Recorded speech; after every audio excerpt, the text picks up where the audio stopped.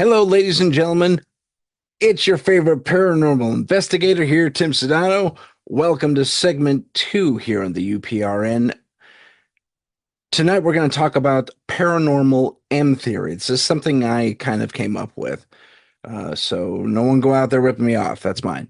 Paranormal M theory is similar to M theory, and this gets discussed in the show a little bit. But to give it a finer point of definition so you know what we're talking about going in, M theory itself grabs string theory, quantum mechanics, and a few other pieces of mathematical theory and combines it.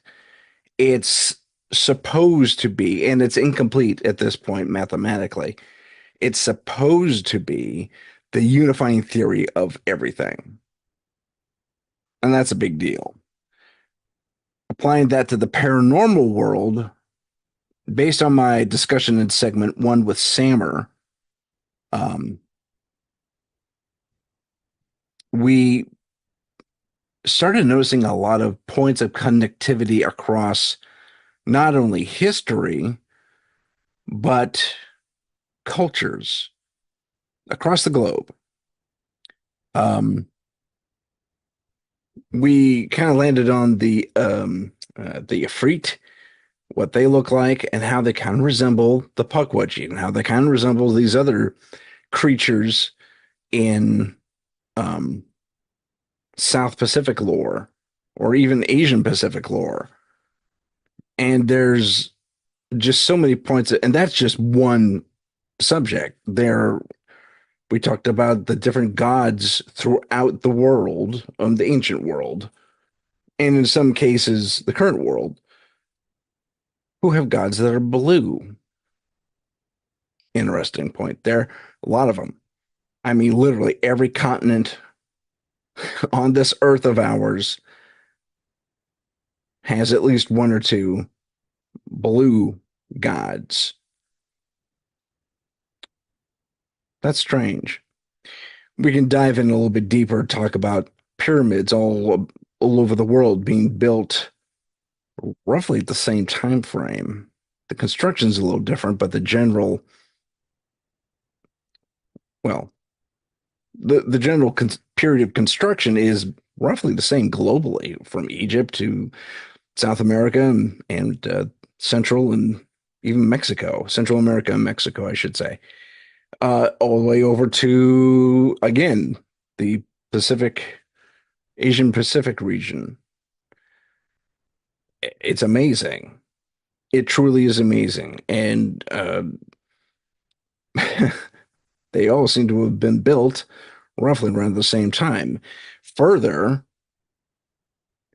there are even older cultures, Göbekli Tepe, for example, and that's approximately 30,000 years old, but predates a lot of human history as far as the mainstream science is concerned.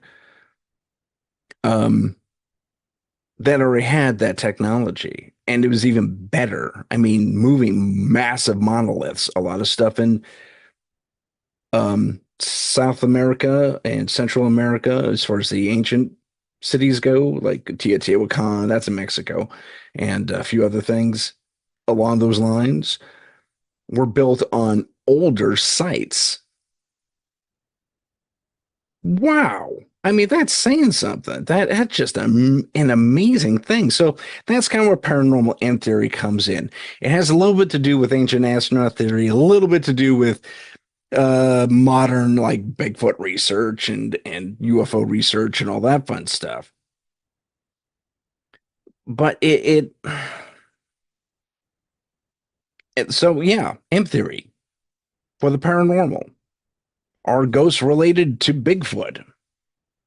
We could probably find a connection there somewhere. UFOs related to ghosts. There have been reports of aliens behaving like spirits. In fact, I have a story about that, which I'll tell at the end. So, long and the short of it, we discuss and admittedly fan out off the topic of paranormal M theory in this episode. Tonight's episode, The guests are JJROSE777 and Erick Szilagy from Uncomfortable. And I want to thank them once again for being on the show. It was a fantastic discussion.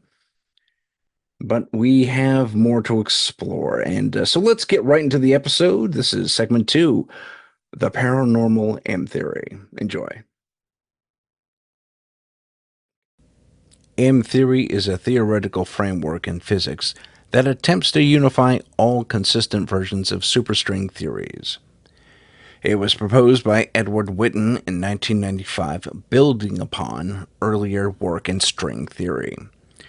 M theory is a significant advancement in theoretical physics as it provides a potential theory of everything, or TOE, that reconciles quantum mechanics and general relativity. Welcome to Paranormal Insight. We will be discussing the so-called M theory of the paranormal. Tonight's guests are Erick Szilagy from Uncomfortable and JJROSE777 from the YouTube channel, JJROSE777. Lady, gentlemen, welcome. Thanks for having us. Hello, kind sir. Was looking forward to this until I woke up this morning and realized that my basement was partially flooded, and really didn't think that things would work out for me to get to do this, but it was a very simple plug and play, and thankfully the local Lowe's had the sump pump that I needed, and there was no major changes in the way they did things, and everything was still pretty standard. So that was about a 10 minute fix. So always good. Yeah. Is this going to be on the Patreon?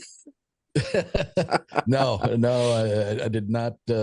I did not decide to film that whole thing and put it on the Patreon. So okay, well, I appreciate you sharing it on my show. That's fantastic. it was like of all the days, you know, right. I got a 1 o'clock my time to do this, and it's like, as I sent JJ a message, I'm like, just giving you a heads up. These things don't usually go my way. So I'm ecstatic that it was as easy to get through this. Me too. It's a pleasure having you on. JJ, welcome back. Thank you.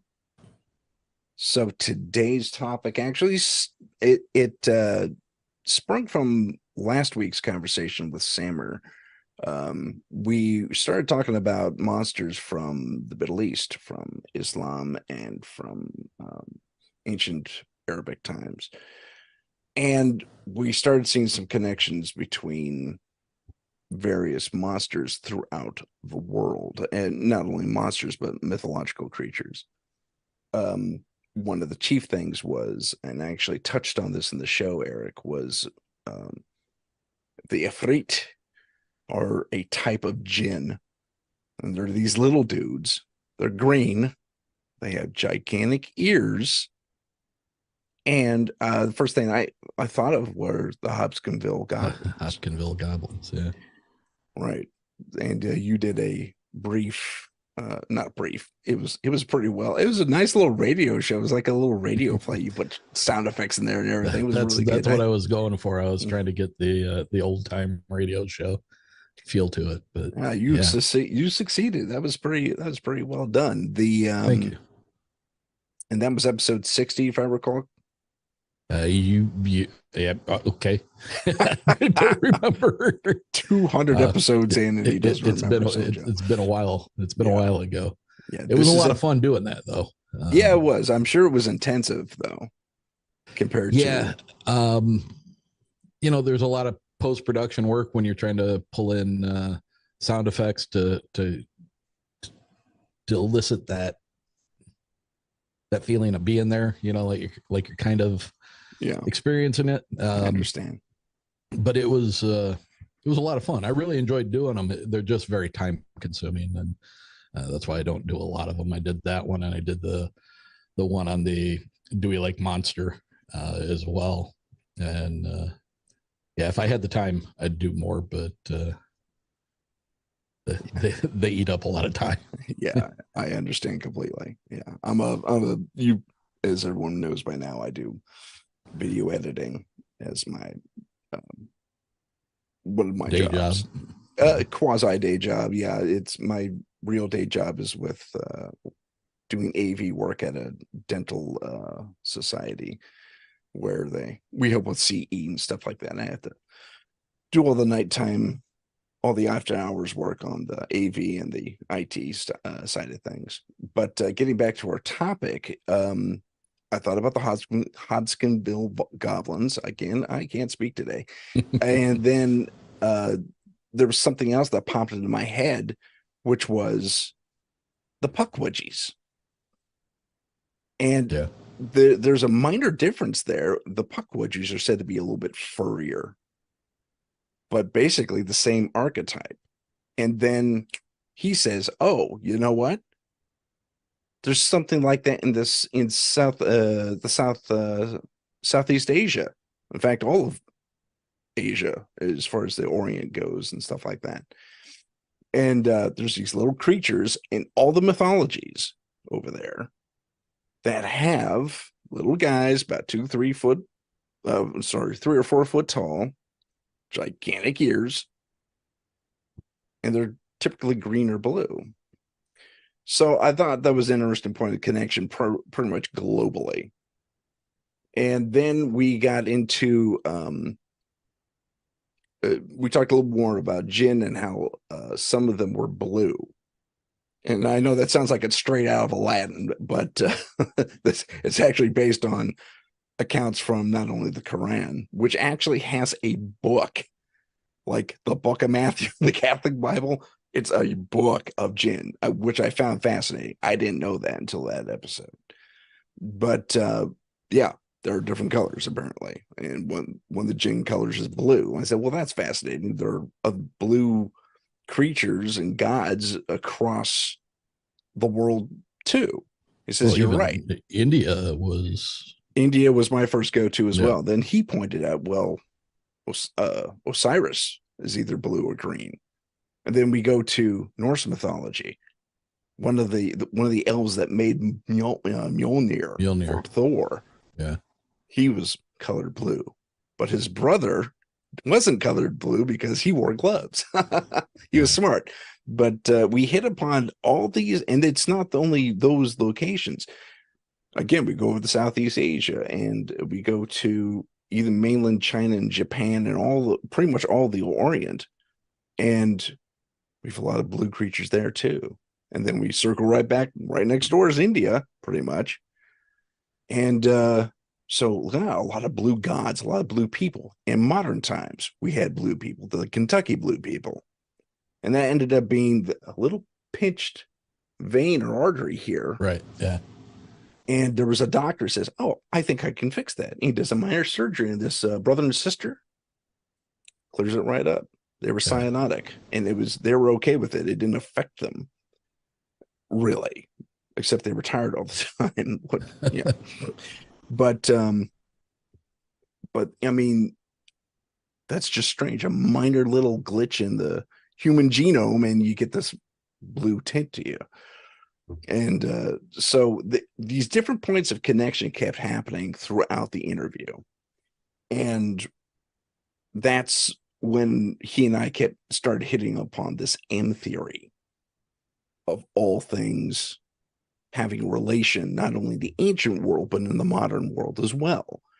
And I go back to you, Eric, when you were last on the air with me, you said something that kind of alluded to this. You mentioned how there were, in a haunted situation, often knocks. In a Bigfoot situation, there are knocks. Yeah. And it got me to thinking, it's like, maybe there's more to this than I'm even realizing in coming up with this theory. And I'm sure I'm not the first one to think of it. But I don't know. Are there any other points? Because I have a couple on my notes here, but if you have anything that's come to mind, either of you, please express them now. JJ, you go ahead. We've been monopolizing the conversation so far. No worries. I love listening to you guys. This is basically something I've been talking about from the get, when I started my YouTube channel, which is, you can say you're from any different religion, spiritual background. At the top, they're all the same. Every single civilization all has lore about the little people or the elves or the fae or this, or they just call them different things, but they're all describing the same things. They're all describing these different people, whether they call them gods or deities or sky people or whatever they call them. But again, they're all describing the same things. And when you think about interdimensional beings and shadow people, we're able to sometimes get glimpses. Lately, I've been getting a lot more than glimpses. You're able, in a way, they can see us better than we can see them, right? So they know we exist. We used to know that they existed. That was in familiar culture. It was just a known fact. And then over time, especially in the last 200 years, I would say, is when people started closing their mind off to these things and ignoring or forgetting that they exist. And for me, I find that sad, but at the same time, now they're making a comeback because people are there's a resurgence of people seeing them and interacting with them. And, some people will call them aliens, some people will call them different spiritual creatures. The fact of the matter is, there's so many different encounters with these things that are physical in nature that you can't deny that these things exist on some plane. You touched on a number of things that Sammer said. And he has the exact same point that you did, that various cultures see this thing in various ways. They'll interpret things differently, give them different names, as you said. You also matched exactly what he pointed out was said in the Quran, that in the jinn dimension, or the demon dimension, as it translates, which isn't necessarily one thing or another, but I mean, I'm just talking about translations here. The jinn dimension, they can see us, but we can't see them. So you match that too, which is blowing my mind right now. But go ahead. I mean, it exists in all the major religious books. The further back you go, the more it's accepted.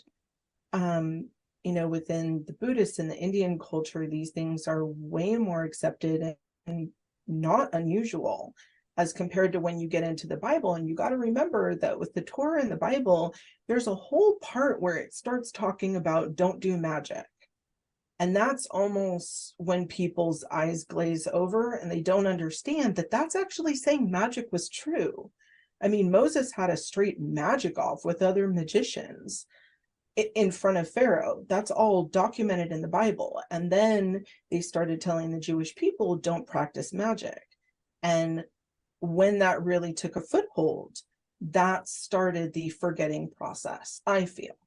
But whether you call them angels, demons, whether you call them jinn, whether you call them fae folk, whatever you want to call that, the fact of the matter is there's so many stories going back throughout time, even to cave art drawings, that prove that these things exist and that there's been consistent interaction with them. Yeah, absolutely. I mean, you're hitting the nail on the head there. There have been, I mean, globally, that's kind of what the M theory, so-called M theory. I'm sorry, I'm borrowing that from physics. That's that's a quantum theory. Is fine. Yeah. I mean, when you also take into account the pyramids all over the world, how do you explain that? Built roughly around the same time. I mean, all over the world. And yet supposedly we were all hunter-gatherers living in caves. Then you go back further to things like Göbekli Tepe, where you have these massive monuments that were built 10, 20, 30,000 years ago. And they're covered with art. There's clearly beings that are coming through on one of them. It shows them actually walking through a pillar. It's up to interpretation, but you can see the hands wrap around and it's phasing through. So clearly there were cultures before ours And it's a little egotistical of us to think that we were the only ones. That's just my personal opinion. But if you even hearken back to Atlantis, or for some people lately have been calling it pre-flood civilizations, who knows what color those people were and what ended up happening. Yeah, I mean, they could have all been blue. I mean, I'm sorry, that's a stupid joke. But there's a song about that. Well, you know, so I'm going to play the devil's advocate and say this from a standpoint of somebody who may be a listener. So far, the conversation has gone where it seems like we're talking about a small number of things that are all the same throughout the world, and various cultures and different times have experienced these things. And I want to interject that I think there is a number of different things that are going on all over the world. It's not just a couple of small things that are all being misinterpreted or gathered into one group and saying that that's what everybody's experiencing. I think there's a much wider field of view when it comes to this weirdness. Again, they're all being experienced throughout the world. And M theory, I mean, essentially it's the leading candidate for the theory of everything. It goes into string theory, and it goes into quantum mechanics and quantum realms. And, exactly. it just, man, the longer that I'm in this, and the number of weird little one-offs that I hear about, I just can't help but think that, this is a much more vast grouping of weird things that are happening. It's not just a few things that are being recognized throughout the world, and we're just sticking them all together in a group and saying, well, just because they call them this, and just because they call them the Fae, and just because they say they're the Atlanteans or the blue avians, all the blue ones are, X, Y, and Z. I don't think that's the case. I think it's a much broader spectrum. And I agree with you, Eric. I mean, when you're talking about a layered reality, which I've discussed, other people have as well, and interdimensional beings. There are beings that might look like us from a different dimension. They have different capabilities.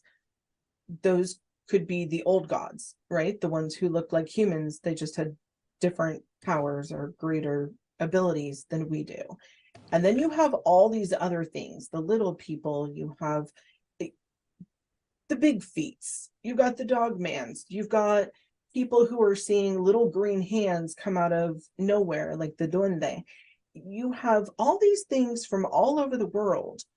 But when I'm listening to these stories, I'll listen to one, for instance, from South America, and the way that it's described is exactly how in 4 other cultures they would describe a goblin or an elf or part of the Fae family.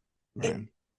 They're all describing the same things, again, just because cultures, we call them different names because we have different languages, right? So if you took this back all the way, 20, 40,000 years ago, perhaps when we were a global civilization with different technology, and people spoke or understood, there was like a language that everyone understood and can communicate in.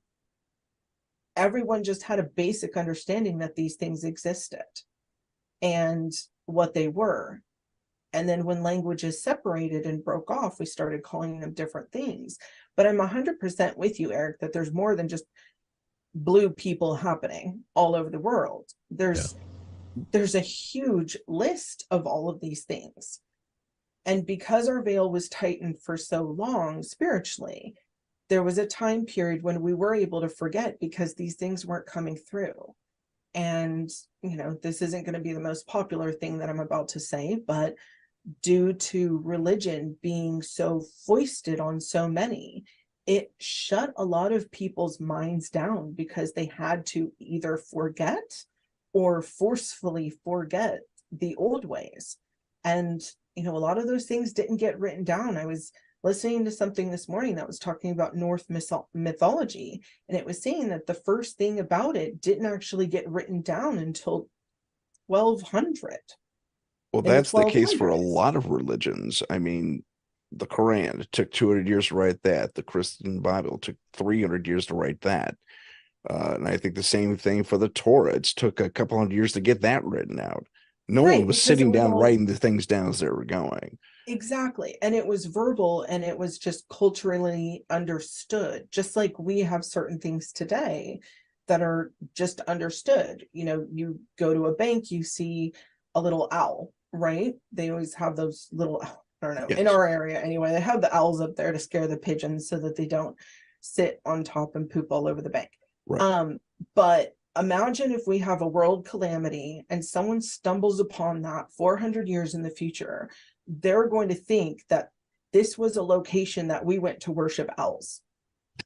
Because for whatever reason, everything goes into, oh, if there's something there, this is what they worship. If they went to Wall Street and they found that bronze bull, they're going to think, oh, this is a location where they all worship this bull.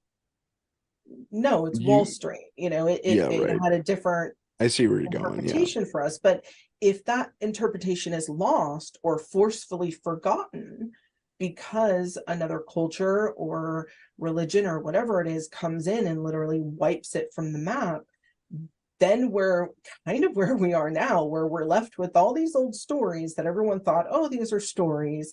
These were the old lore. And then we start seeing them happening today, and we're saying maybe great grandma wasn't off her rocker when she would tell you, you know, don't go into the forest after dark or whatever it was. And these things, because again, the veil is coming down and we are a global civilization again, people are starting to put the pieces together and realize these aren't separate incidents. These are similar. Yeah.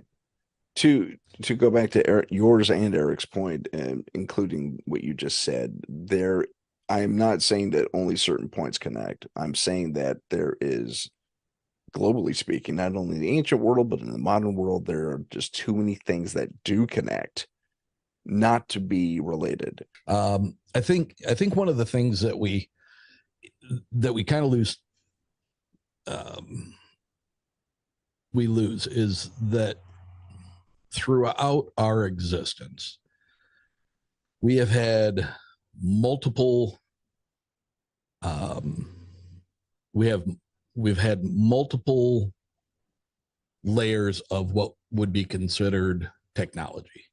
So our technology today versus what our technology was when they built these monolithic structures that we haven't been able to figure out how they did. And so on and so forth.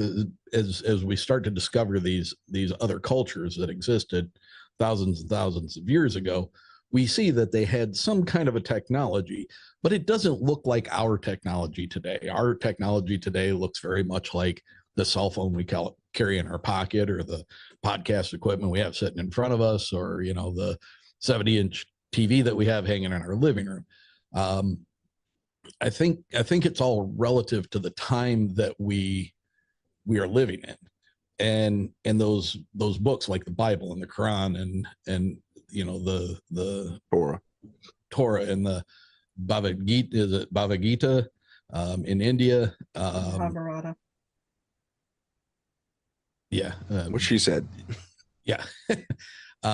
Those things were written in a time, and the words that were used to write those scripts were what was understood at the time.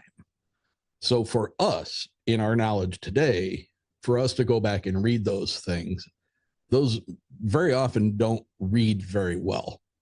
So we have to have people who are supposed experts in interpreting what was meant, or what was said in these, and translated and I don't know that we get it right all the time. I think there's a lot of I think there's a lot of science behind it, but I think there's a lot of presumptiveness that these experts are truly experts when all they have to go off of is what they've been able to discern from history themselves. So, I don't think we get the full picture from our history, our past, especially when you're going back to those kind of cultures. And it leaves a lot up to assumption on our part today. Like the stuff that we're talking about to me is, Stephen King wrote a novel called The Mist, and it was turned into a pretty decent TV or a pretty decent theatrical release. It wasn't great, but it was pretty good. And but the theory behind that, I mean, I think when that veil is peeled back by whatever means it is, whether it's a spiritual thing that's happening, whether it's something that CERN has done, in The Mist, it was kind of alluded to the fact that there was something similar to CERN that ripped open the veil between the worlds. And we've got a CERN, right? We've got a CERN, and what is it doing? They're searching for the God particle. There's a lot of conspiracy theories. You got some kind of cloaked figures doing some kind of a ceremony out in front of it, and everybody says that the statue that was gifted to them is like the destroyer and everything. And I mean, I get that it's easy to draw a conspiracy theory on that, but when you look at those things, they're actually part of the culture of the part of the world that they're in. So it seems a little bit more natural when you look at it from that aspect. When you're looking at it from an American seeing it, it seems pretty damn weird. But what is their purpose? Their end goal at CERN is to have done what they needed to do by a specific date. And I think it's is it 2028? You know more about the CERN agenda than I do. And it's like, okay, if you have a steadfast end date, then you must have a better idea of what you're going after than what we've all heard. And I find it really interesting to find out that CERN is currently working on, and I'm reading this directly from an article, currently working on the Future Circular Collider, the FCC, which is intended to be a successor to the Large Hadron Collider. The Hadron Collider is 27 kilometers long. This new one, the FCC, the Future Circular Collider, is 91 kilometers. That is just under 3.5 times the size of the current Hadron Collider, passing directly underneath Lake Geneva. They would tunnel underneath Lake Geneva to complete this. So excuse me. I mean, the gist of what I get from CERN is, they're looking for the God particle, right? They've already admitted that they created a very, very small piece of antimatter that lasted for brief nanoseconds, and but what are they doing? And the expense of this thing has to be astronomical. Well, I think that's why there's dates on it, because I worked in government at NASA, and we had dates and times and expectations, and we had a window. So you had an opportunity. We had small not cyclotrons, what you just described, but they were on a smaller scale, and they had hours of operation where they were constantly free firing. Okay, let's fire this particle through, let's fire that particle through. Yeah. And then they had hours of discontinuation. Times where they were shut down until the next piece of funding came in to bring them back online. So and it just makes me makes me wonder, what are they going after? I mean, I love conspiracy theories, but I don't play into them. I don't talk about them on my show because you run the risk of if you have any form of personality, then people are going to at some point look at you and what you say, and they're going to adopt that as, hey, I like this guy and I'm going to believe what he believes. And that's not good, because if I'm not telling you something that's correct, now I'm fostering misinformation. And I don't want to do that. I want everybody to be open-minded, look at the things for yourself. I mean, the stuff that we're talking about, as far as M theory goes, we're talking about string theory, and we're talking about quantum mechanics and stuff like that. And that's where I adopted the term from. I'm just kind of using it in a more paranormal sense because I couldn't come up with anything more clever. Well, I think you're spot on when you come up with that. I think that's a very good thing to quantify this by. But that being said, when you look into how many experts there are, people in this world, not just in the US, not just in Switzerland, not just in the UK, how many legitimate experts there are in quantum mechanics and string theory, people who understand at the highest level this theory. It's in the low thousands.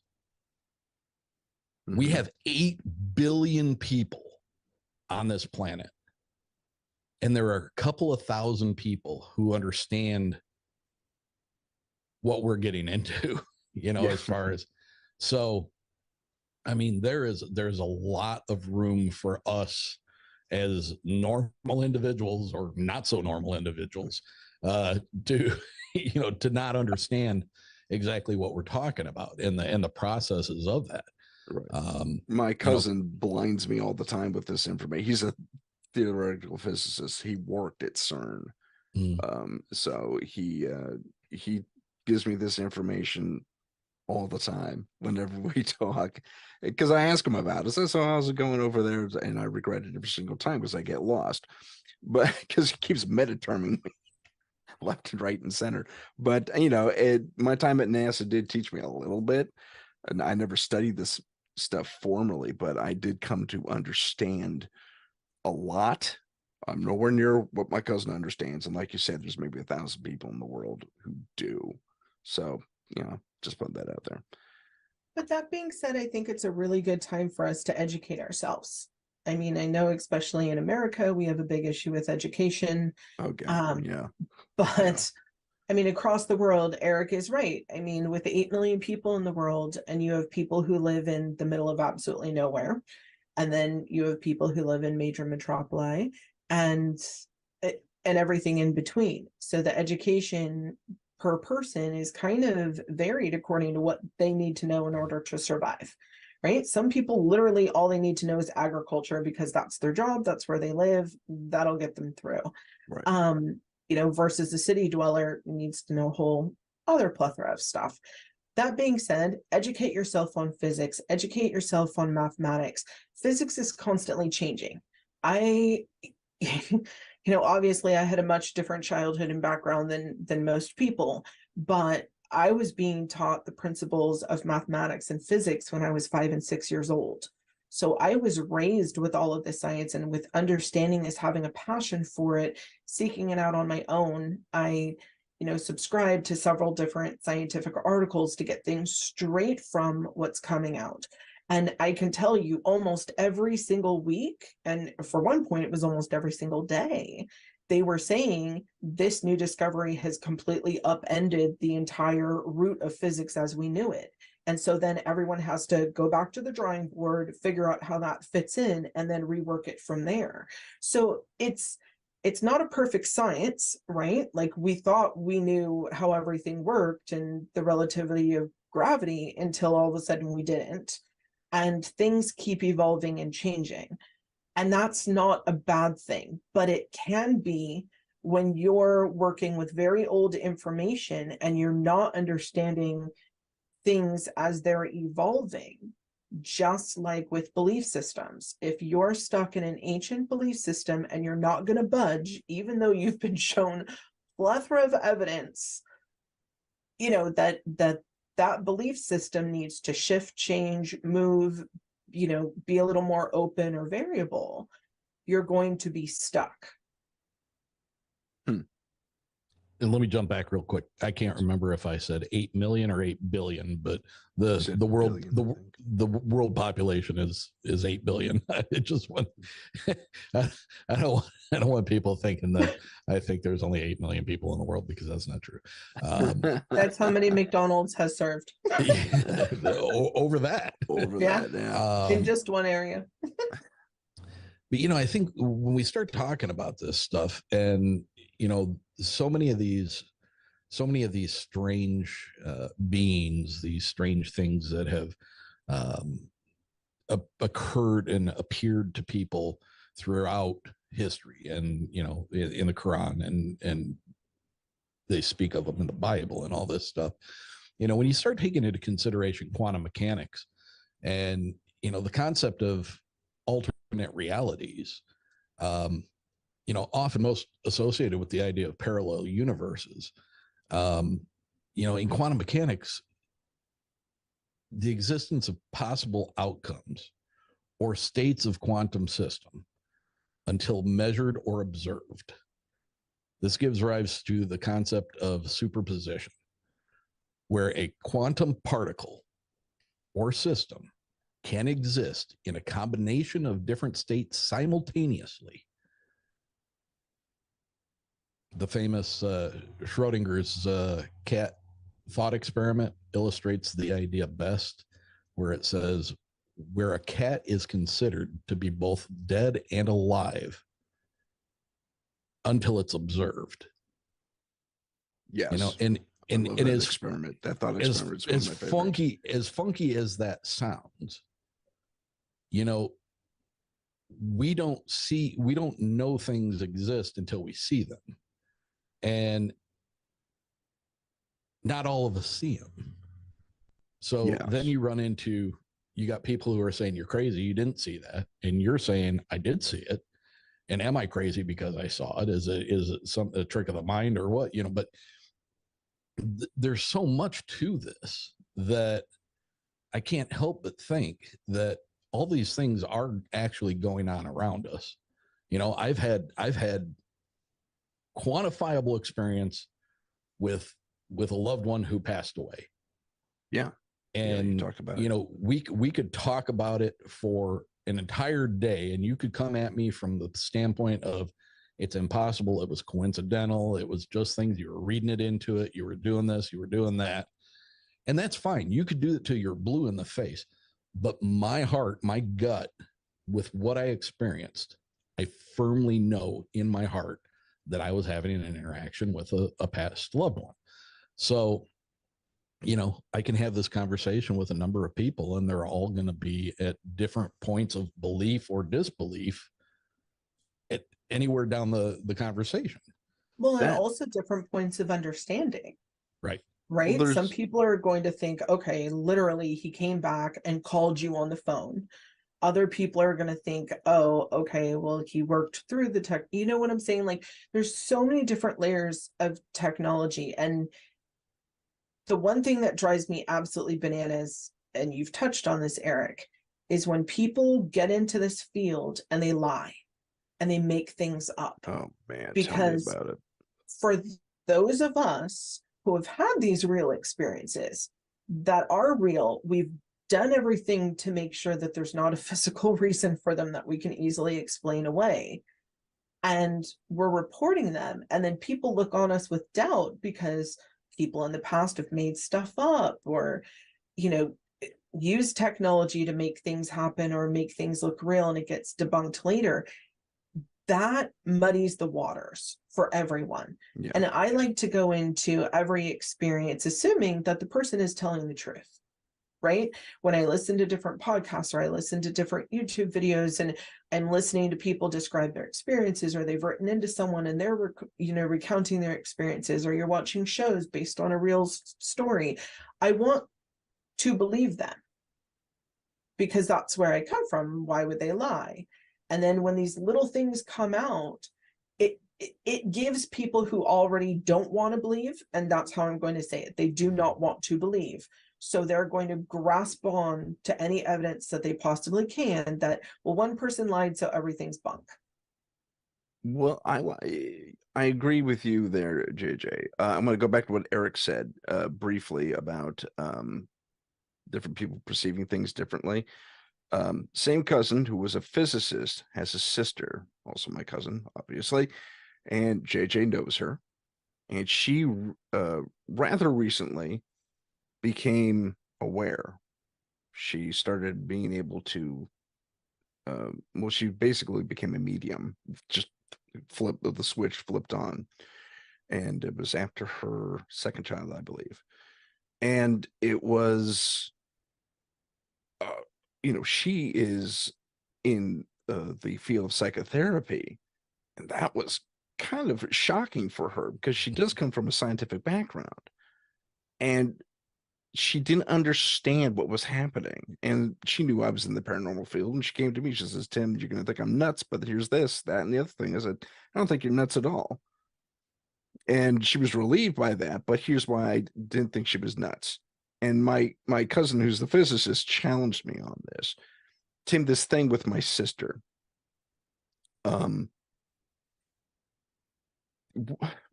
you really believe that? I said, I don't have to believe it. I've seen such things for myself. Secondly, you're dealing with a very realistic, very real process.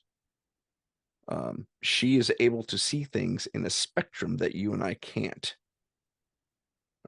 And that is science. That's a measure of energy that she is able to receive in her eye, cones and rods and all that, that she is able to perceive. Something got altered in her to one degree or another, and she's able to perceive this other layer, similar to the way the jinn are able to perceive us. I didn't go that far into it, but you understand my point. Not everyone has basic 20/20 vision, myself included, and can see, the full spectrum of colors. Not everyone has the ability to see all colors. A lot of men are colorblind, for crying out loud. I only found that out very recently. I'm not one of them. I'm very fortunate. I can differentiate between blue and black. That's the most common one. But there's also those of us like JJ and like myself to a degree, and even Erick to a degree, who can actually physically pierce that veil a little bit, or to a great deal like JJ can. And it is a physical thing that's happening in our eyes, in our brains, all that fun stuff. So this, for me, coming also from a scientific background, having worked at NASA, having been in the Air Force, all that fun stuff, there is, for me, a proven scientific reality that people have different variances of vision, hearing, and perception. That is the end of my speech. I'm sorry, I sucked up a lot of time there. Go ahead. Well, I want to say, based on what you said, I think JJ's, you spoke about our abilities to see into this other stuff, and I think that's a fair assessment when you are talking about JJ. But I think the difference, obviously, there's a huge difference between her and I. I mean, absolutely between her and I as well. Yeah. On my end of things, I have not ever felt that I have the ability to see into this stuff. I come from the standpoint of, for some reason, I'm being allowed to see into this stuff. It's showing itself to me. Whereas she can at will go and look for it and find it. I think there's a big difference there. You know, I'm sorry, Eric, let me step in real quick on that point. Yeah. For JJ, if I'm not mistaken, JJ, it's not always at will for you. Even if you try something, you don't always get a reaction, do you? It depends. To speak to what both of you are discussing, when we're young, we don't have any of these filters, which is why most children see these things, experience things. And then over time, with parents saying, no, you're not seeing that, that's not real, we build up these mental filters. And so when we become later teens and adults, when these things are occurring, our mind's already putting a filter that it's not happening. So we're ignoring it. I was not raised with that. So therefore, when these things are happening, they're happening technically to all of us that are in the room. I just might be the one who's sensing it because I'm not processing and filtering it out like others. Because I honestly, I've seen it too many times. Everyone has these abilities.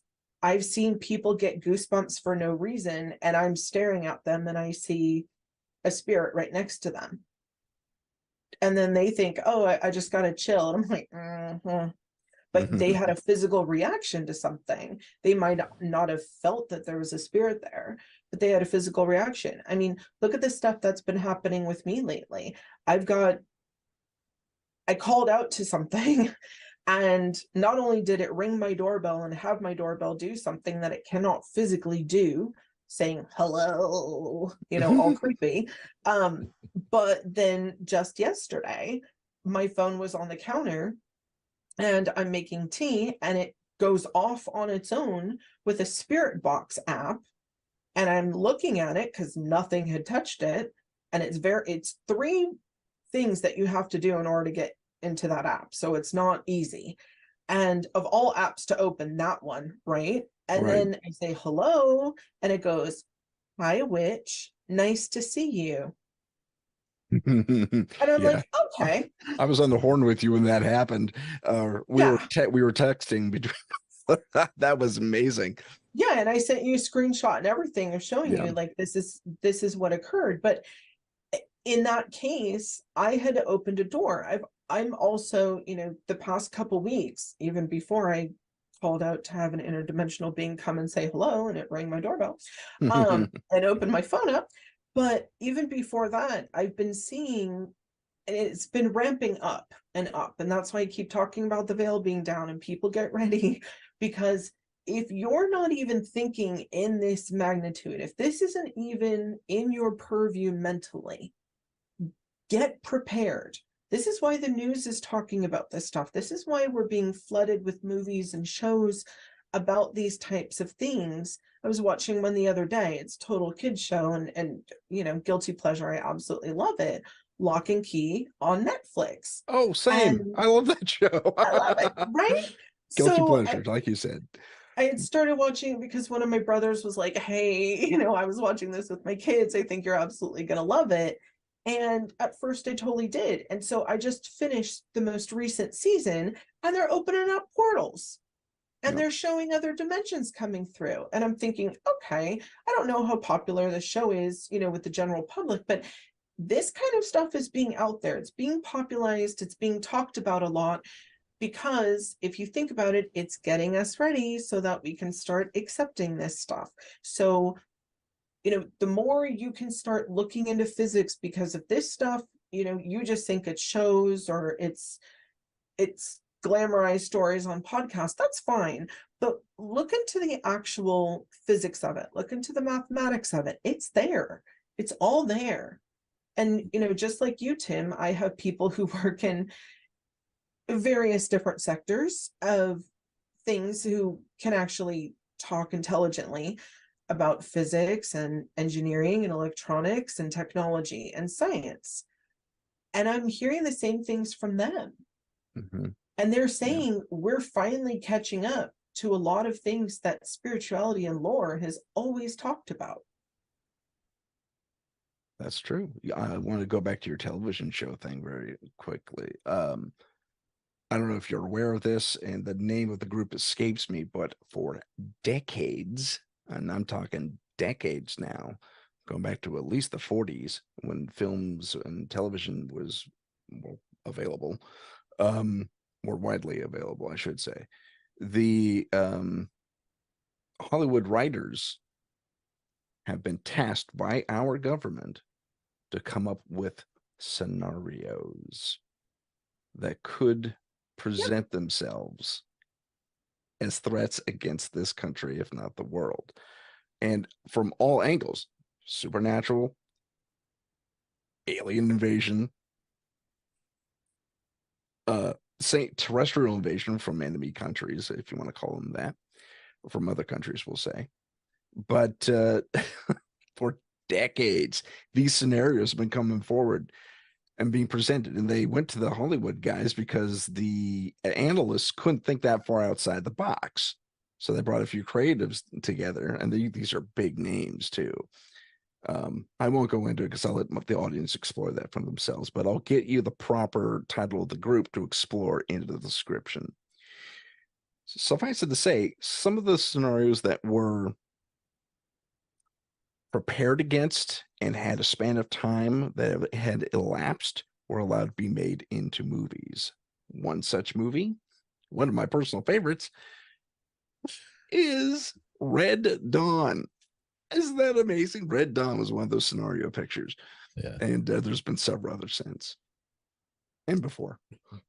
Well, I feel like I keep jumping back every time it comes to me to say something, but I'm going to do it. JJ said something about being in a room full of people and being the only one that saw what she saw. Nobody else was perceiving what she saw. And, for me, I love all the high strangeness, but Bigfoot for me is a lot of fun. And it's something that I've been very into for a long time. And one of the things that kind of comes to mind about that is you have a segment of people who have experiences with these things where they see them out in the wilds, in the woods, and they seem to be completely natural, completely physical, and they see them enter into view, they see them exit out of view. But then you have another group of people who experience these things, and they are seeing them do things that are pretty much mystifying the observer by turning and taking one or two steps and then just disappearing.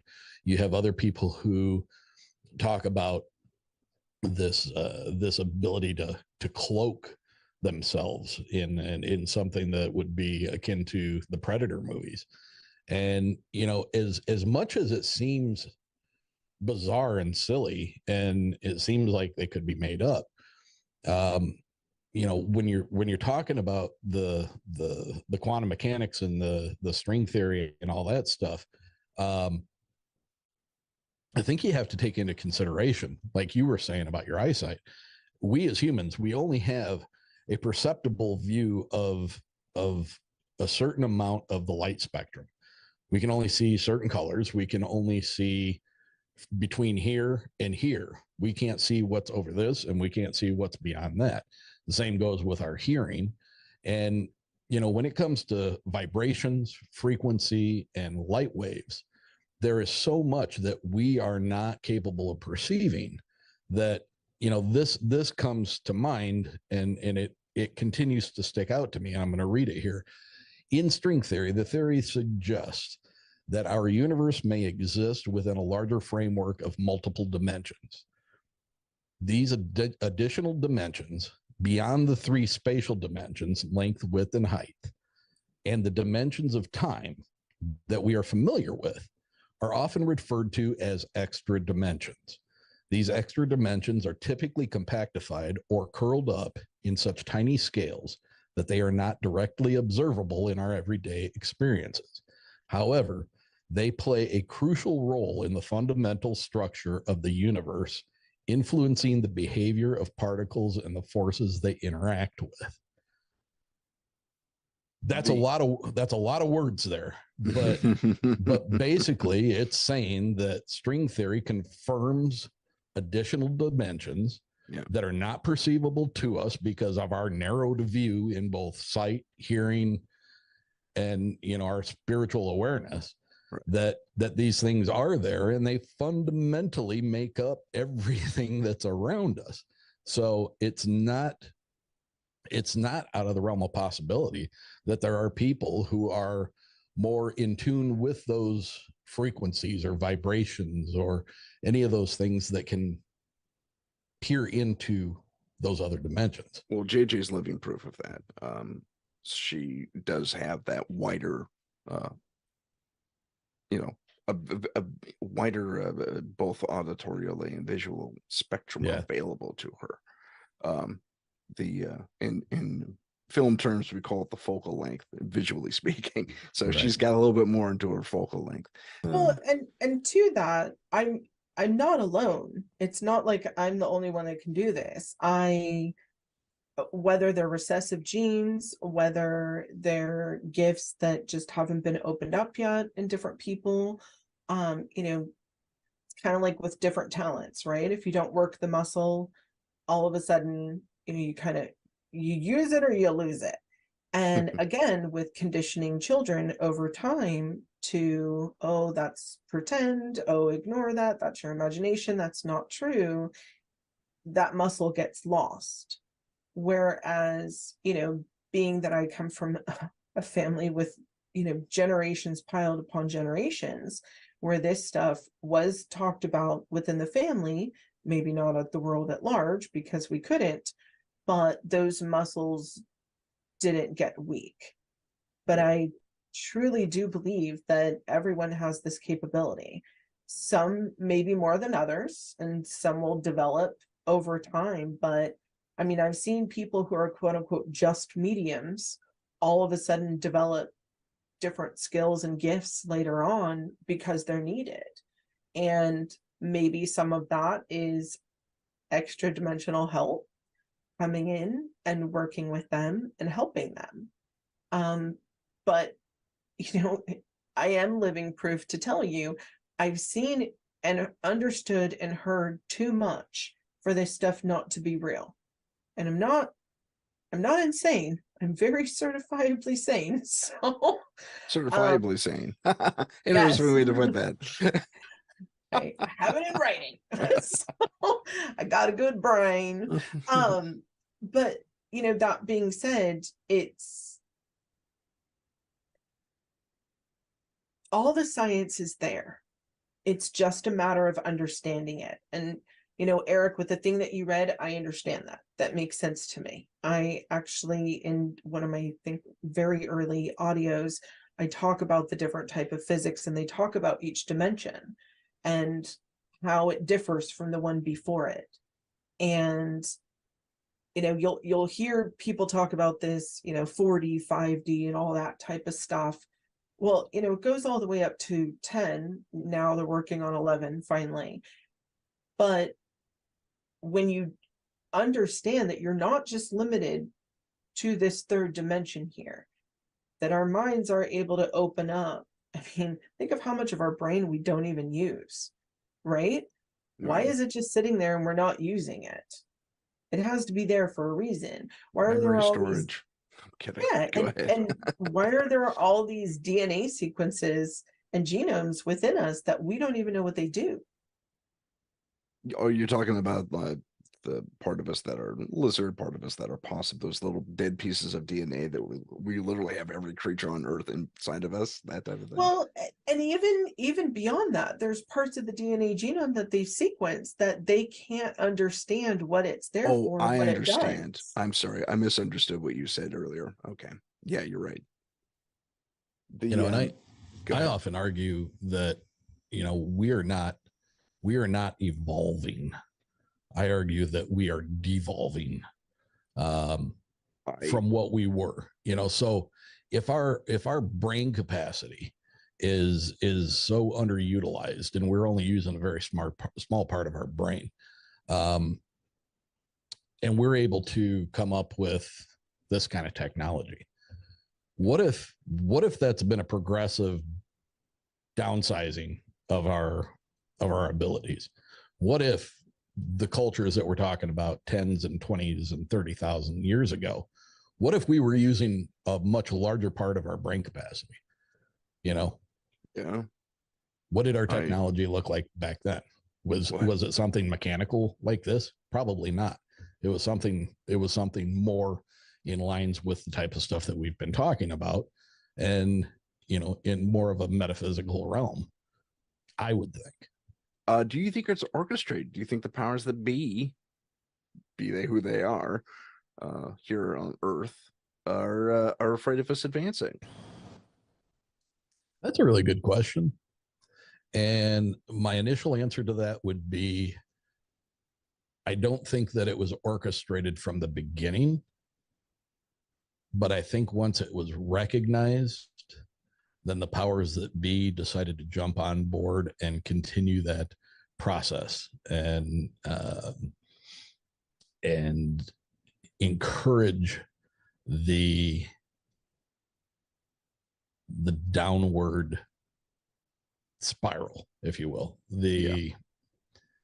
I'll go as far as to say this. I spent several years working a part-time job in IT at a local high school, and my children went to that school. They did very well, but when they got to college, it was extremely apparent that they were nowhere near being prepared for the collegiate experience as far as academia. And I had a chance once to speak with one of the best teachers at that high school that they had attended.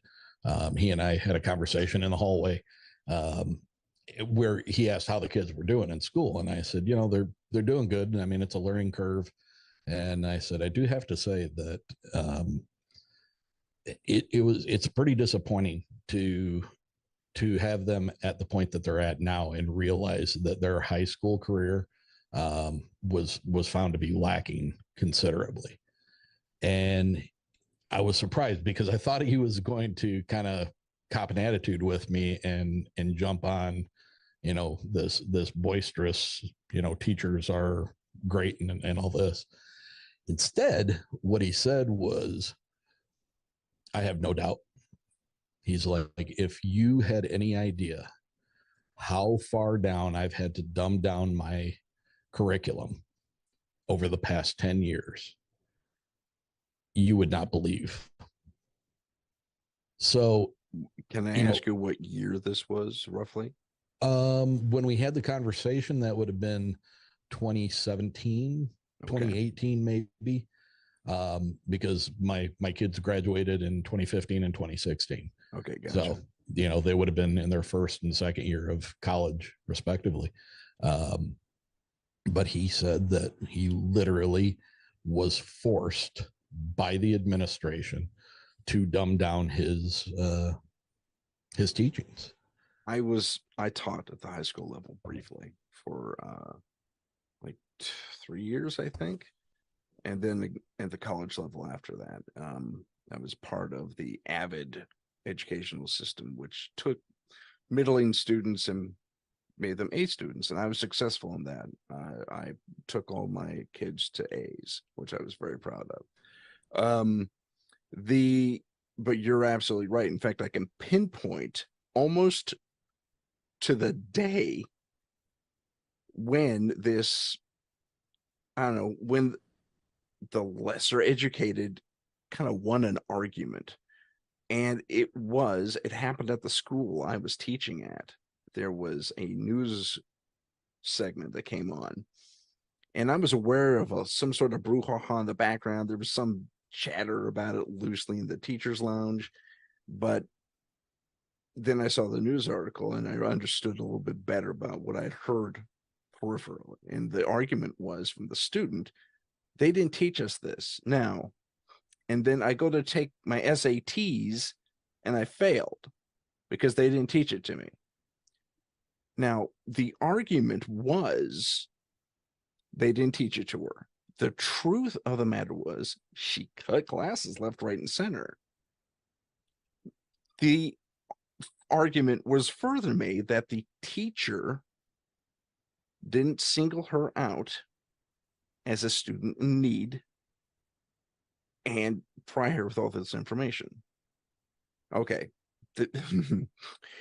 Teaching can only go so far, especially if you have 30 students per class, and every class period, there's another 30 students. Okay, that's a lot of responsibility by itself.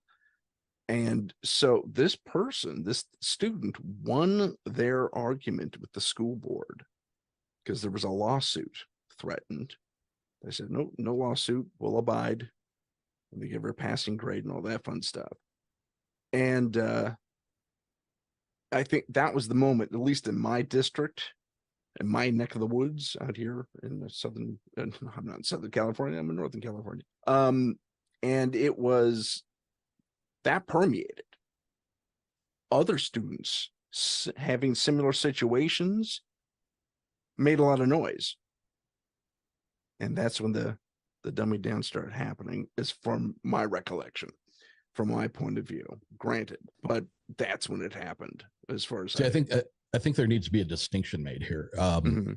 As far as my kids were concerned in the school that we're talking about, my kids, fortunately, were both very good students, and they ended up both having the same teacher a year apart for math. And I don't remember what the curriculum was exactly, but you spend your life with your kids. You're watching their grades as they're going through all of elementary school and they get into high school, and then you're faced with a situation where your kid's not doing well in a class. And so if that was something that I was used to seeing, that my kid struggled in school, it would make sense that once he got to a harder class, he may be failing or she may be failing and needing some help. But that wasn't the case. Both of my kids got through school relatively easy. And when, this teacher in particular, I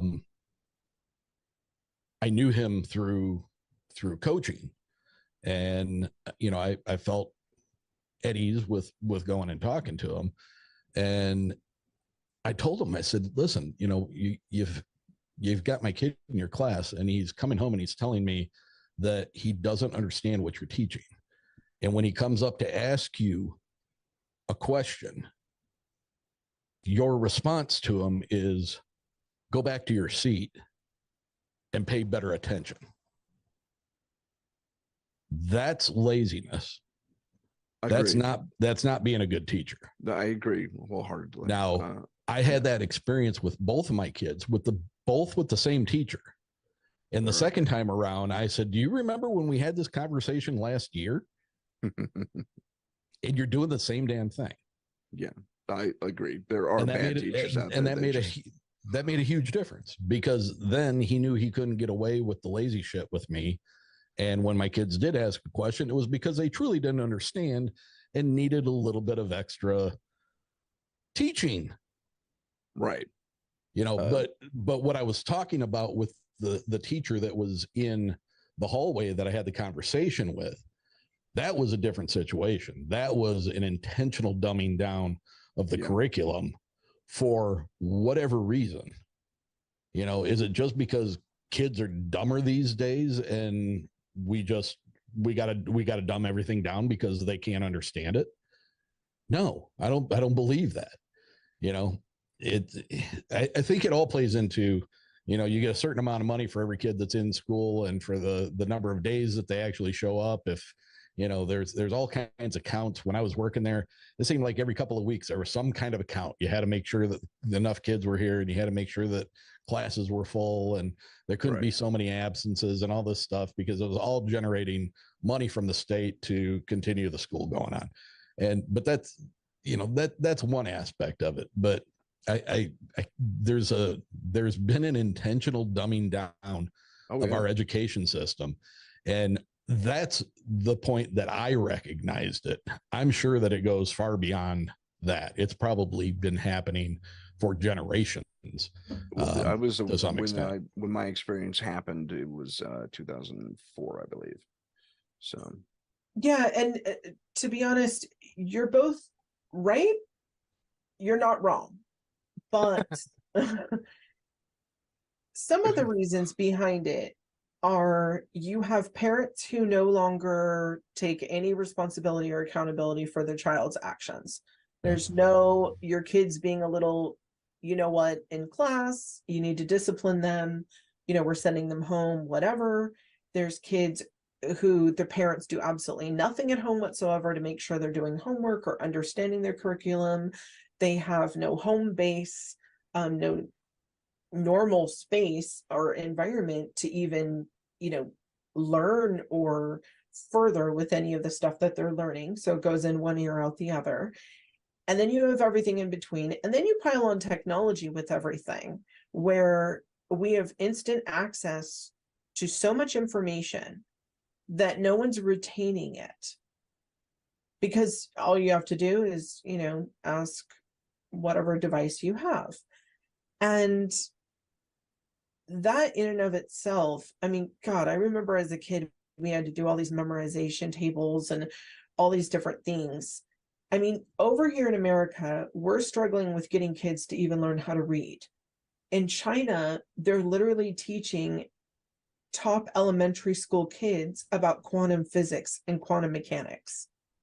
So is there an intentional dumbing down? Yes. Does it have to do with just our current time period? No, I disagree. I actually think the intentional dumbing down went way back to during the Nicene Conference, when they started breaking things up and deciding what, you know, Gnostic books were getting thrown out, what was going to become the Torah and the Bible, and the witch trials and the Inquisition, and ramming religion down everyone's throat and saying you either convert or die. Well, you know, which one are you going to choose, right? So a lot of things were lost. A lot of understanding of old cultures, civilizations were lost during that. You know, you got to remember they had book burnings as well. And, you know, again, current day books are not the problem, people, okay? The issues are the ideologies and, like I was saying earlier, getting stuck in these belief systems. And even though you have so much proof thrown at you that it's false or it needs to be modified in some way, shape, or form, people dig their heels in further to stick to this ridiculousness of old that's based on either a falsity or a half truth or half understanding. I don't want to say everything has bad connotation or reason behind it, but if you are going around, like you started out, Eric, with when you were talking, was saying why you don't discuss conspiracy theories often on your show, because you don't want to say something is something and then have someone really like you and follow you, and then they start believing in it, and then you find out it's false later, but that person never does. Right. And then they're living their life under a false pretense. That would be a half truth, right? Or a possible untruth, and it just never gets back to that person and rectified. But they go off and they tell everyone that, and then they start a cult, and then everyone drinks the Kool-Aid, and here we are with an issue with people trying to burn ice, not understanding, you know, why a Bic lighter isn't melting a snowball. I mean, it's 2023, and there's certain things that I don't know. I know we went completely off topic, Tim. So sorry, but we did. But at the same point, I think it's kind of important because, you know, like what you said about, you know, parents being too busy to take time and stay vested in their kids and pay attention. A lot of that has to do with, you know, divorce rates being so high. Agreed. A lot of families are one parent households, and you know, going back to what you said, Tim, you asked, do you think that this has been an intentional dumbing down by the elites, right? Yes. So in the aspect of answering a partial yes to that question, countries with the highest divorce rates include the United States, Russia, and Europe. That's a lot of people. That's a lot of people. Yeah. That's a lot of people. That's 2 continents. That's a lot of people. And what has prompted those divorce rates? Is it social media? Is it the economic conditions that we've been faced with because of our government's decisions? It's not any one thing, but yeah, keep going. The changing of societal norms. We've been experiencing a ton of stuff that's kind of rocking our worlds from our age group. I'm probably the oldest of the 3 of us, but we're all, I would consider, midlife. The difference is that with what we grew up with versus what the kids nowadays are growing up with are considerably different. And, I don't know. Is it an intentional thing? The question I put forward was, is an intentional dumbing down because we're advancing versus regressing like we are? Well, I don't know. I don't know that it's necessarily an intentional dumbing down because we were more so to keep us from getting to the point where we were advancing, stalemating that opportunity for us to advance. Gotcha. I don't know. It's that's why I posed the question. I don't know either. I have a couple of ideas about it, but like you said, conspiracies is very, very small part of my program. So we'll stop. Let's get back to the main point briefly.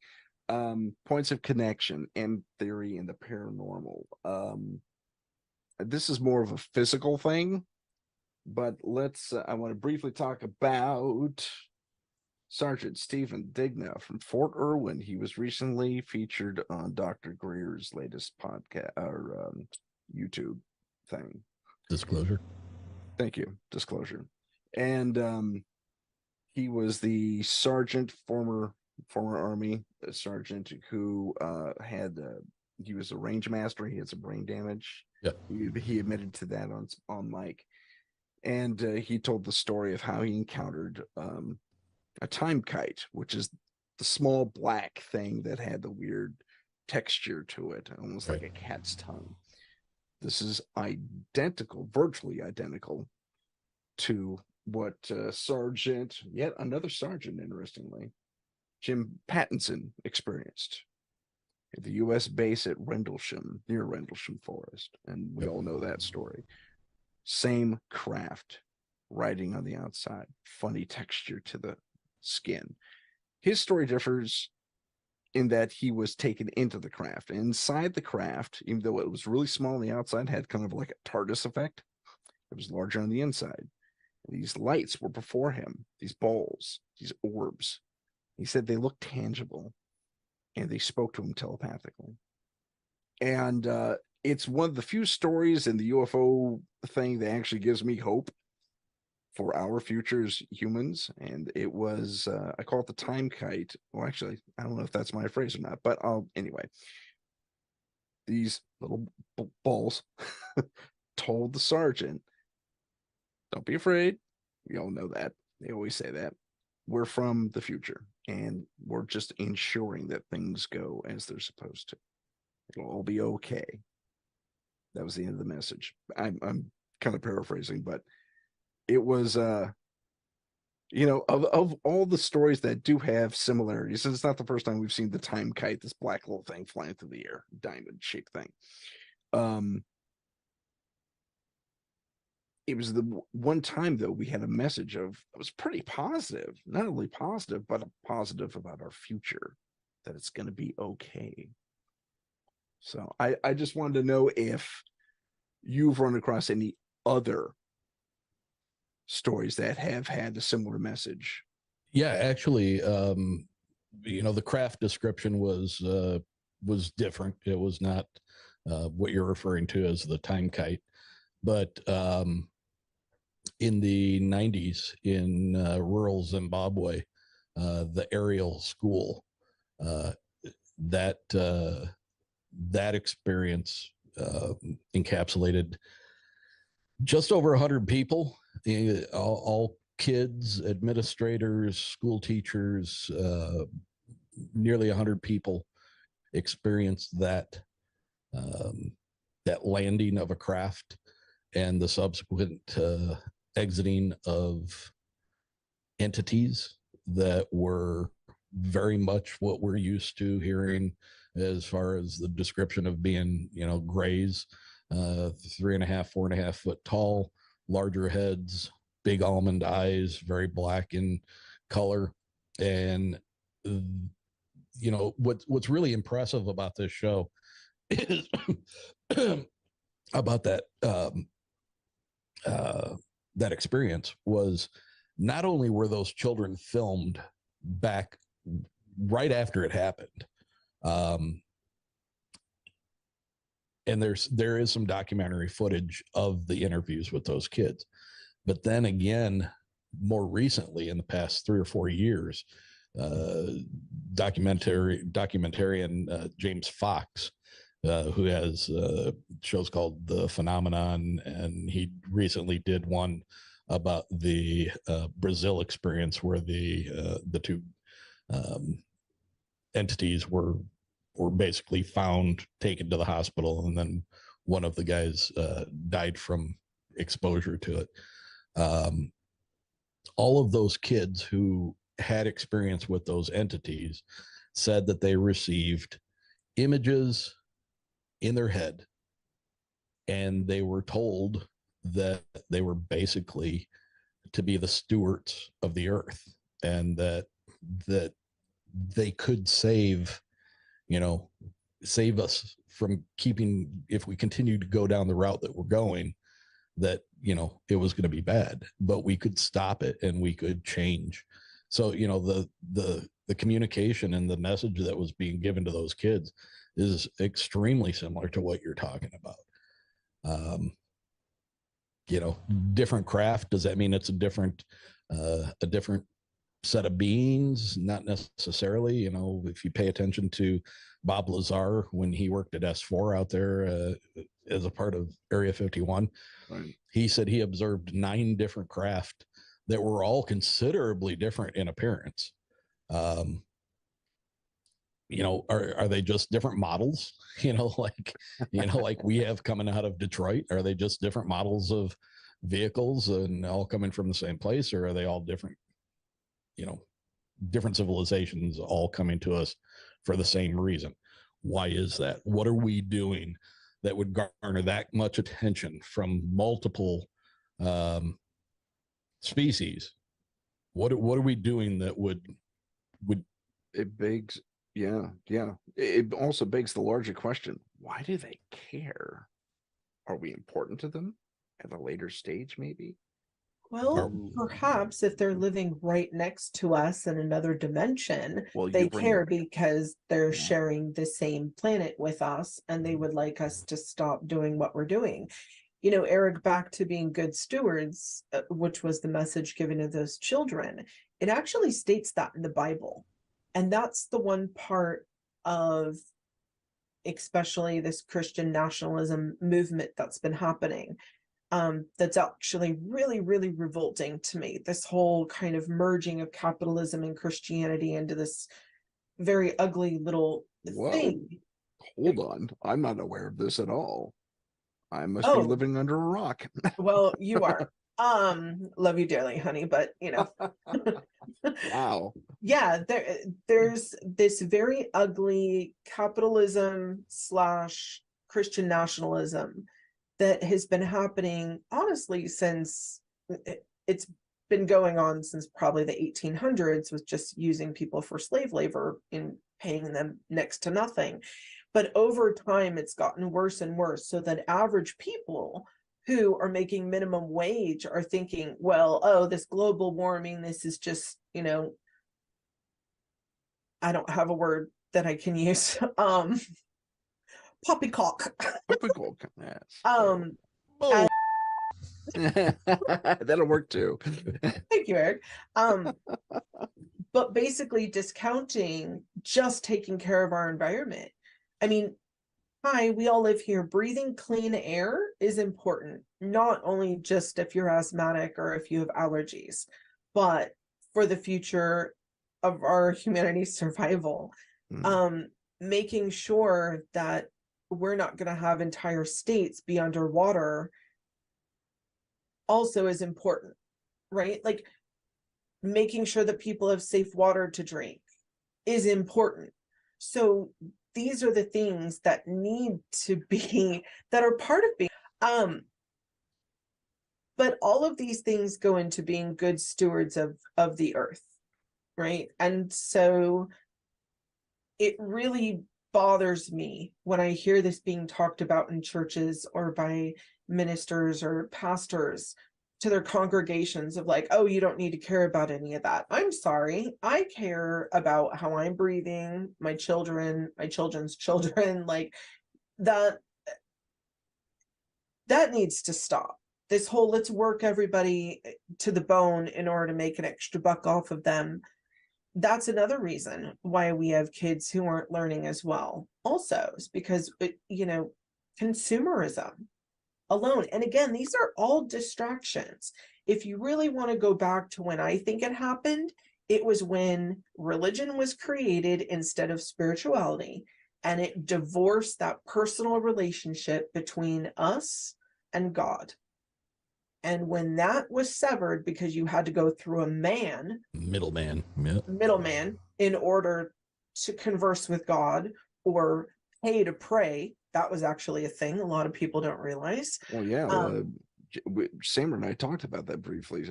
Yes, that's one of the things Jesus railed against, and same also Muhammad. Oh yeah, he actually went into the table and went into the temple and flipped over tables about it. Yep. So, when that connection was severed and you had to go through a middle human man and pay to have some connection with the divine, that's when things got cut off. And then people wonder all these years later, why are we miserable? Why this? Why that?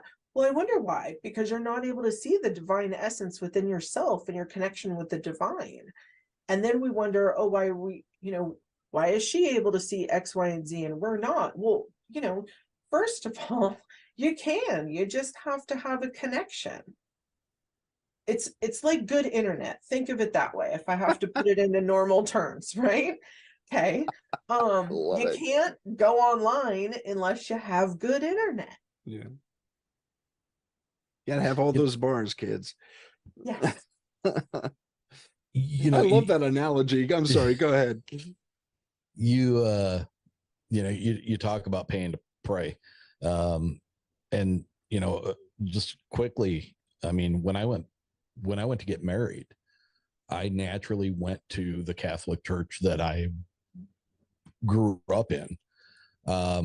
And everything was hunky-dory. And when it came time to come back and have a meeting with the priest about that, we were met by the little old lady with the very loud clip-cloppy shoes that walked down this echoing chamber as she came to us. And she was about 4'2", and she looked up at us and she said, I'm very sorry, but Father so-and-so, whatever his name was, I don't remember, had looked back and found no donations from you or your family in the recent past, and he doesn't think it'd be in the best interest of the church to conduct the ceremony for you. And then she turned around and she clip-clopped back down the long hallway, and we just stood there and looked at each other, and it's like, what does our decision to become man and wife in front of God have to do with having made donations to the church? I'll tell zero. So, it doesn't. I mean, when they pass the hat around or the tray or whatever, that's anonymous. I mean, yeah, come on. Yeah, but they want tithing and larger donations. Yeah, I've run into this, and Tim, I know you have as well, when Mm-hmm. we're working paranormal cases, where the person feels better with going with a member of clergy. And Oh yeah. so several times when I've had people who have had things and they'd rather have someone physically there and they're far from me, I've told them, you know, hey, you might want to reach out to a member of your local church or clergy. But I always warn them, you need to get in advance whatever price it is for them to come out. Because I personally have run into 4 different times where they've called clergy and twice clergy came out and then basically said, we're not leaving until you pay us whatever. And it was an exorbitant amount for what they supposedly done. So, you know, that's a little bit like blackmail. 2 other times they were told, until we have a check for this amount in hand, no one's coming out. Wow. And these are churches, and these are different churches, not just, you know, in particular the Catholic Church. That being said, you know, yes, the Catholic Church does have some wonderful outreach programs that it's done, orphanages and things that it's done over the years, but there is a lot of money there. And it's really, really sad to me that they tend to go into some of the poorest communities, just like the days of old, and basically bleed them dry in order to give this salvation. Yeah. Yeah. There was a time, I think it was during the Medici reign, where you could buy forgiveness from the Pope. Yeah. Yeah. Well, and then you had Halloween, which, you know, All Hallows Eve, that's where we came from, trick-or-treating came from, is people for Day of the Dead, these orphan children would go around and ask for these little cakes, and people would give them cakes to go over to their deceased loved ones' graves and pray for them. Yeah. And that was a normalized thing. Like, hey, I don't want to go over and pray at the grave, so can you go over and do it for me? I'll pay you in a rice cake. Are you kidding me? Wow. And this is why I love some of the Gnostic Gospels and when the Dead Sea Scrolls were found, and in particular that movie Stigmata, when it talks about Jesus said, my church is where 2 or more are gathered. And it could be under a rock on top of the mountain. It does not need to be in a building. Yeah. I mean, I think recently, Josh, what's his name from Unexplained or Gates. Unexplored? Josh Gates. Josh Gates, thank you. Horrible names and places and people and faces. But I digress. Josh Gates is most recent this season, I think his first or second episode. There's that passage in the Bible that says, upon this rock I will build my church. And it wasn't the Vatican. This one scholar thinks, it says, no, it's this cave. There's this rock there. And there used to be a statue of Pan, but they knocked it down. And this was the rock. This is the rock on which they would build their church. And it was in the cave, you know, just in a grotto. It was amazing. It's like, wow, that's pretty cool. I'm going to say something, and this is going to be very controversial, but oh God, here we go. Here we go. Get ready, kids. It's been bubbling up inside me for a minute. So speaking of bubbling, I'm boiling over here. Thank you very much. Yeah, you're welcome. Okay. So when I talk about way back when they started religion and they took away your personal ability to pray, commune with spirit, and they started severing that, and then it was convert or die, right? Mm-hmm. When that started, that's when you had secret societies start. The Masons, Knights Templar, keep on Rosicrucians. You can keep naming them one after the other. And she's spanning thousands of years here. They didn't all happen at the same time. No, not at all. But, you know, one led to another, Right. And the reasons why these needed to happen is because people don't realize, they think, oh, they're secret, they're doing something, you know, nefarious. No, they were trying to keep the true spirituality alive, but they had to do it under these secret pretenses, because if you were caught praying at home without paying in a church, you died. Or they cut off one of your arms, or they took your land, or they took your home. People don't realize there was all this violence around this, that people literally, it was convert or die. There was no in between. So secret societies that get these really bad raps now, and I just don't understand why. When you really deep dive into what it is that they're talking about going within and connecting with the divine and understanding all these levels of our being. And it's absolutely beautiful. I mean, Tim, you and I have met several times at, at the Rosicrucian Museum near us. Oh, yeah. And actually, when you were writing your book, we went and sat right there at in front of the temple, and I had a little conversation about it. And it's absolutely wonderful. And that all ties into alchemy, and it ties into all of these larger concepts. And the fact that they're demonized today chaps my hide, okay? For lack of a better term, simply for the mere reason that it's that small-minded thinking. Oh, it's secret, so there's something nefarious. No, it's secret because not everyone should have that information back then, because A, it was convert or die, and being killed off by the church, but also to preserve it for future people who were ready for that growth. Just like what we're all talking about today. Why are some people opening up spiritually and having these awakenings and starting to see things and commune with things and understanding physics at a different level when it's never something they've been interested in before, and things are starting to make sense for them, whereas other people are taking us back to caveman times? Thank you for letting me get that off my chest. Today's pulpit on my religion isn't the greatest thing in the world. It's brought to you by JJROSE777 and red. One more thing. I got one. Oh, I'm more sorry, thing. we're out of time. No, go ahead. I'm teasing. So JJ was talking about, climate change and, the possibility with the raising of the sea levels and losing, portions of several states around the US because of that. What happens to the people that live there? They become displaced. They have to move inward, more towards the center of the United States, correct? And what have they been talking about now for the past five or so years? They keep talking about these 15-minute cities, right? Where everything can be reached within 15 minutes, whether it's walking or biking. And it's become a popular idea. So if you consider the fact that they're already talking about these cities that are going to be much smaller communities, and you're looking at a number of people that are going to have to egress the coastal areas and move in closer. If they do decide to go with these 15-minute cities or whatever they want to call them, you're going to have an increased population. And what happens when you start piling people on top of people in small communities and small cities? You start increased violence, increased crime rates.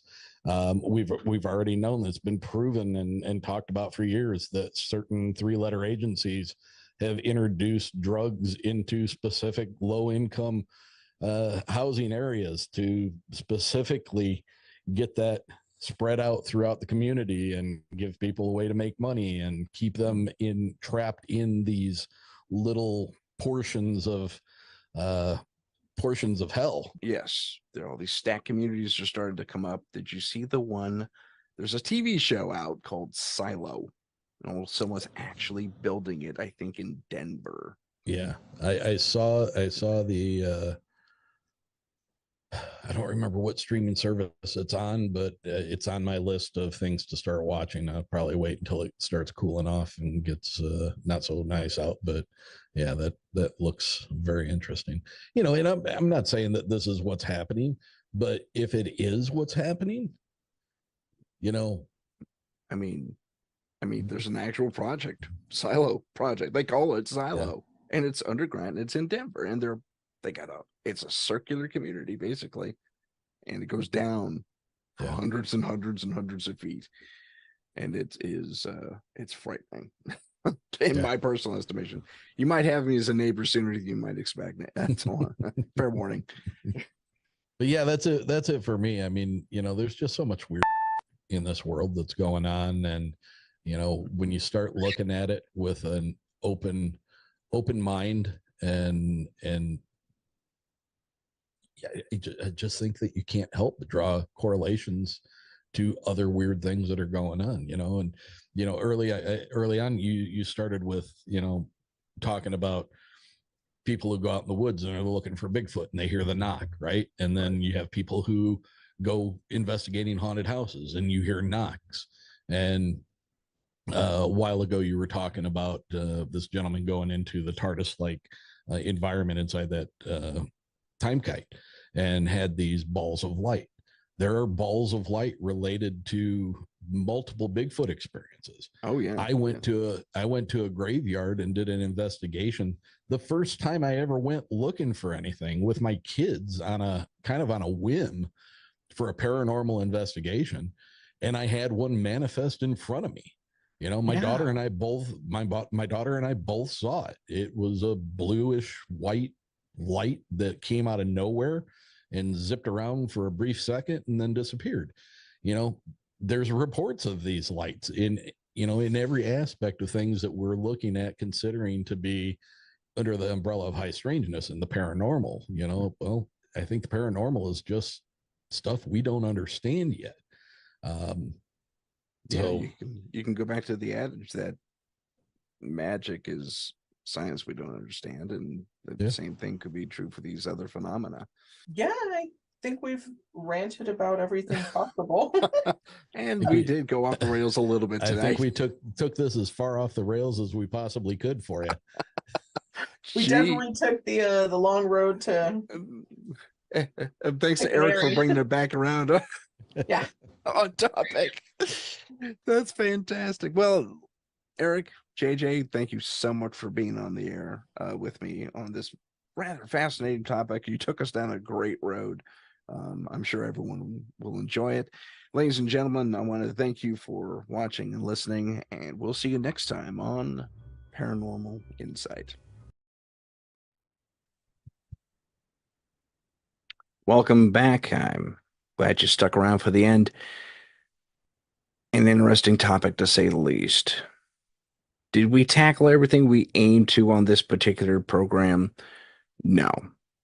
In fact, we went well and truly off course. Well, once or twice.